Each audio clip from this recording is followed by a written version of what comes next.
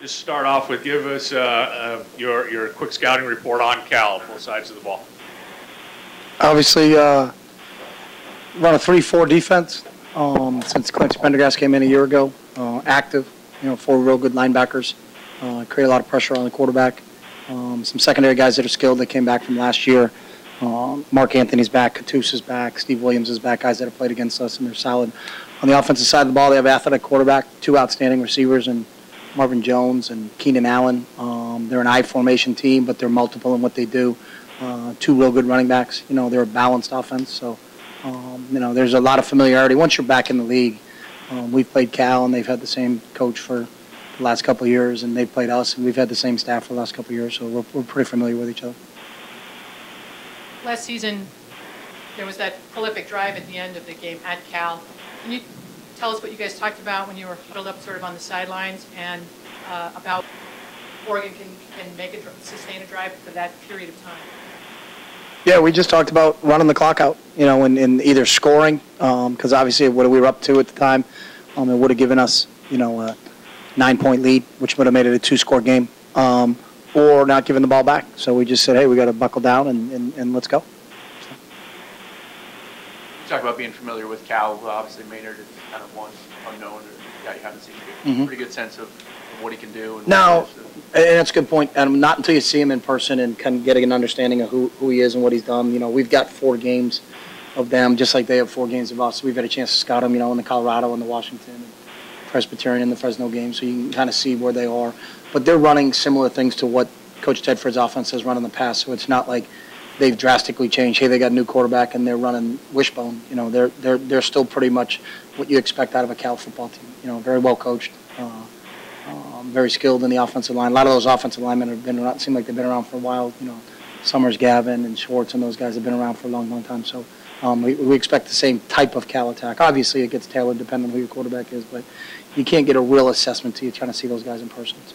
Cal last year is one of the very few teams who was able to kind of slow your offense down. Other than that 3-4, do they do anything unique defensively? No, I've said this before. They executed, and they were very well coached, and they did it for most of that game. They did a better job than us executing. That's what this game comes down to. It doesn't matter if it whoever your opponent is. It's the players are they executing and doing what the game plan is that's been implemented that week between both coaching staffs. I think our job as coaches is to put our guys in position to make plays, and then get out of the way and let them make plays. And those guys made some real good plays on defense, and you got to give them credit. So it was for most of that game, they out executed us from an offensive standpoint. So. Warren. Coach, 2 good receivers on Cal. What kind of stress will they put on your secondary? They're 2 good ones, and they both have good size. Both Keenan and Marvin are 6'3" type kids, listed at that. So, they both go after the ball. They're both physical receivers, so it's going to be another challenge. Fortunately, we had a big challenge last week, when we played Arizona, in similar size type receivers in Kreiner and Buckner and that crew. So, hopefully our experience from last week will pay off for us this week, but those 2 receivers do have our attention. So.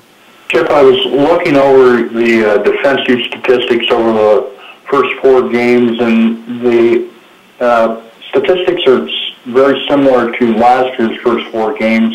In fact, you have more sacks. Are you satisfied with the progress of the defense, and what areas would you like to see it improve? We can always improve, and I think statistics, especially in just a short body of time, is very difficult to look at. We played LSU this year. We didn't play LSU last year, so it's tough to compare this year to last year because the opponents are different. So, the biggest statistic for us is points scored against, just like the biggest statistic offensively is points scored for, because that's what this game comes down to. But, we're improving as a group on defense. I think they have a great knowledge and understanding of what we're doing. We still need to tackle better, but I'll say that every game we ever play in. If we miss a tackle, then I can say we need to tackle better. But those are fundamentals. But I love our guys' effort. And I love, how much they study the game and how they're in tune to what they're doing. So we'll continue to improve as those guys get more experience. Kenyon back, obviously had a nice game against Arizona. What's the challenge and the opportunity, I guess, when you've got so many versatile guys in the backfield now, and you've seen what DeAnthony can do. He took kind of a backseat against Arizona, but as an offensive coach, what's the challenge, and I guess how exciting is that to be able to have that many weapons? It's always good when you have playmakers to use, and it's our job to make sure we exploit them. But I think, if you look at the game against Arizona, is We were running the ball pretty good, so it wasn't necessary for us to get to some other aspects of our game because of what was working for us. And if things are working for you, you're going to stick with it. If things aren't working for you, you have some other options to go to. But that's always kind of been our philosophy is, we're using A, and if A works, we're going to continue to use A. If A doesn't work, then you got to move on to B or move on to C. So. What's the substitution process or pattern? Is it just Michael gets tired? There really isn't. It's up to Coach Campbell. Substitutes our running back, so. He's in charge of that, and he does. All of our position coaches monitor their own position, so it's hard for the play caller to say, "Hey, do this," and then substitute this guy, and then get this guy in. And everybody takes care of their own position. Cam has a running back, Scotty has the wideouts, Oz has the tight ends, and Wood has the O line. It depends on, we're not afraid to play anybody, and we just know the rotation that's in the game, and then we go. Just from a personal point of view, do you prefer a night game or do you prefer playing in the day?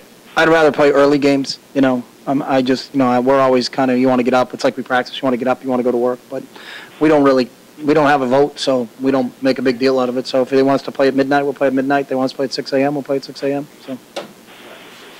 What's that? Let's not do 6 a.m. We don't care. So you couldn't play for me, Rick. Warren? Coach, along that same line of scheduling, you're a creature of habit, I guess, with schedules, but is it more difficult to be off your days as far as scheduling for a Thursday night game? No, because we are creatures of habit, and that's a good question. Today's a Tuesday for us, so that's how we approach it. So yesterday was Monday, today's Tuesday, tomorrow's Wednesday, Tuesday is Thursday, Wednesday is Friday, and Monday is Saturday. So we still have the same amount of preparation before that game. It would skew a little bit if you played a game on a Saturday, then had a game on a Thursday. Now you got a short week that you got to work with, but fortunately for us, we had the week off before, so we could still use our same schedule. We just have to make sure that guys know today isn't Sunday, today's Tuesday. From a preparation standpoint. Yeah. New quarterback for Cal. Have you seen their offense evolve at all in the last couple of years under Coach Tedford? It's similar. I think they asked the question earlier, Ken, but, a Jeff Tedford offense is a Jeff Tedford offense. I think, they're very multiple in what they do. They try to be balanced in running and throwing.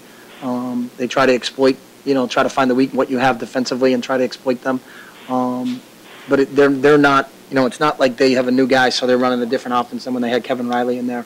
They're still similar. This kid seems like he's a little bit more athletic and can run a little bit, but it's not like they're running the wishbone or anything. So.